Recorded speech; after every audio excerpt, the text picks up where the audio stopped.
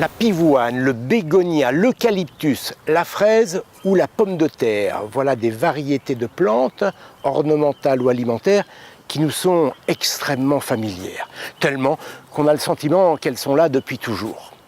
En fait, elles viennent de loin.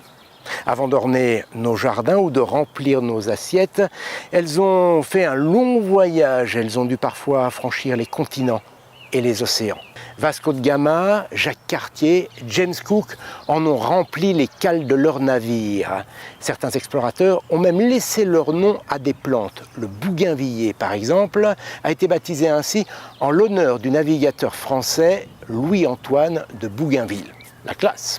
Leur navire ressemblait à des arches de Noé végétales. En 1789, le Bounty quitte Tahiti avec à son bord 774 arbres à pain en pot, direction les Antilles. En 1792, le pont de la Providence, un autre navire anglais, est encombré de 1300 végétaux. Ces jardins flottants étaient débarqués dans tous les ports d'Europe. Les quais de Nantes, de Rochefort, de Brest se couvrent de plantes exotiques. Sur les étiquettes, on peut lire l'origine de ces plantes. Québec, Saint-Domingue, Le Cap, Pondichéry. Les botanistes prennent ensuite le relais.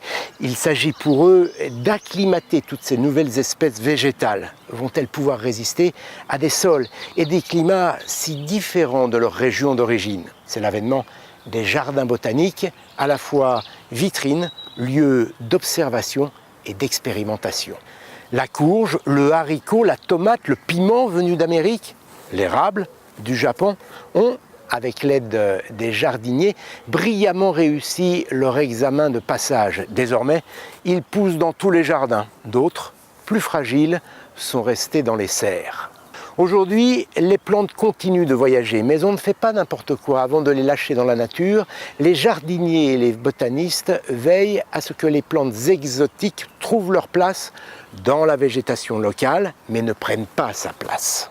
Rendez-vous du 7 au 9 juin prochain pour découvrir ou redécouvrir toutes ces espèces dans tous les jardins de France et d'Europe.